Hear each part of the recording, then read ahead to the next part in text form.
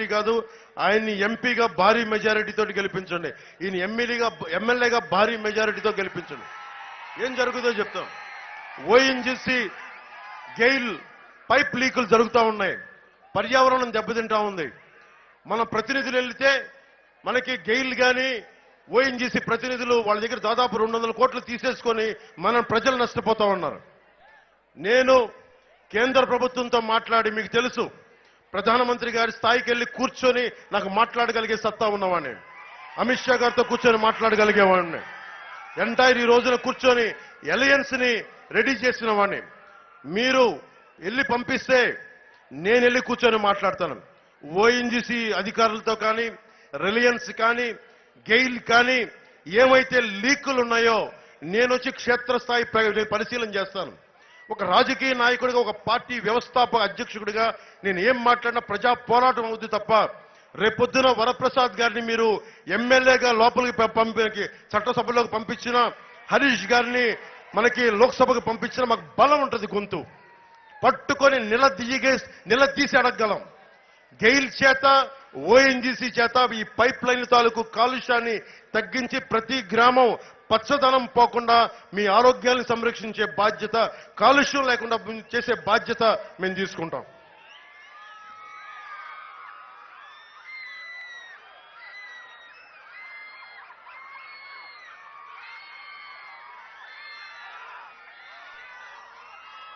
MLA Rapaka Varaprasad గారి అవినీతి, 5 ఎకరాలు ఇల్లు కట్టుకున్నారు ఆయన. సెంటు పట్టా పేరుతోటి పేదలకి ఉచిత ఇళ్ల స్థలాలు 1000 కోట్ల అవినీతి జరిగింది. ఆ 1000 కోట్ల ఈయన కూడా ఒక చిన్నపాటి షేర్ తీసుకున్నారు. పట్టాలు ఇచ్చిన భూములు తక్కువ రేట్లు కొని ప్రభుత్వానికి దాదాపు 4 ఇంతలు ఎక్కువ డబ్బులు ఇచ్చుకున్నారు.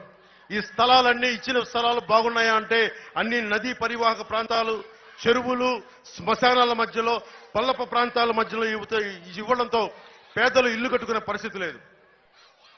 పేదలకు ఇల్లు కట్టలేని ఎమ్మెల్యే కత్తి మండలం, ఒక మల్కీపురం మండలం కత్తి మండలంలో ఒక 5 ఎకరాల్లో మంచి భవనం కట్టుకొని ఉన్నాడు.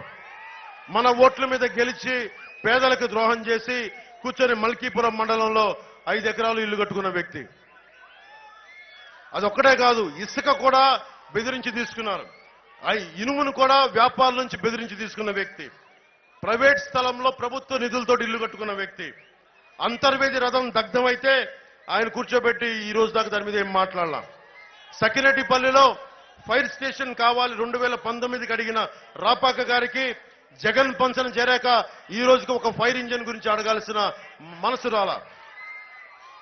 ముఖ్యంగా దాతలు ఇచ్చిన కాలేజ్ ఉంది, దాతలు ఇచ్చిన మల్కీపురంలో కళాశాల భూములపై వీళ్ళు వైసీపీ మరి కన్నుబడింది. దాదాపు 500 కోట్ల రూపాయల విలువైన భూములు ఒక్కొక్క లెక్చరర్ని బదిలీ చేసి దాన్ని మూసేసి 500 కోట్ల భూమిని దోచేయడానికి ప్రయత్నం చేస్తా ఉన్నారు. వైసీపీ నాయకులకు ఒకటే చెప్తున్నాం, 18 రోజులు మేము ప్రభుత్వాన్ని స్థాపిస్తున్నాం. ఒక్కొక్క అవినీతి పరుని రోడ్డు మీదకి లాక్కొచ్చి మీ చేత ఫైన్ కట్టిస్తాం.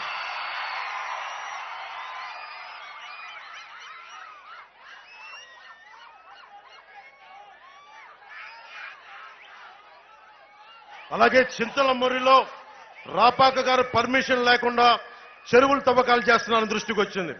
ఇక్కడ ఓఎన్జీసీ పైప్ లైన్, రొయ్యల చెరువులు పెరిగిపోవడం వల్ల తాగునీరు కూడా ఇబ్బందిగా ఉంది.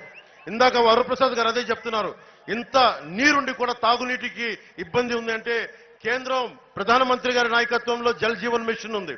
ప్రతి ఇంటికి కుళాయి ఉచితంగా స్వచ్ఛత రక్షిత మంచినీరు కావాలి. అది ఈ రోజుకి చేయలేకపోతా ఉన్నారు.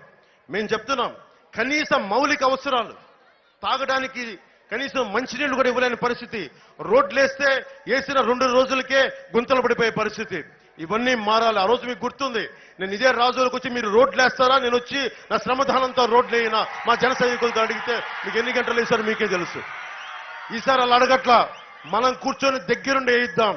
ఒక్కొక్క అధికారి చేత మనకి లంచాలు అవసరం లేదు, మనకు అవినీతి అవసరం లేదు.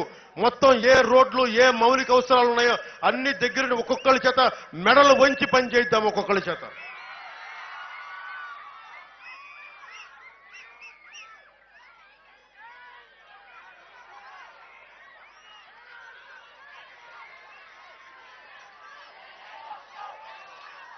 చంద్రబాబు గారు మన తెలుగుదేశం పార్టీ నాయకులు రెండు జరుగుతూ ఉన్నాయి. ఆంధ్రప్రదేశ్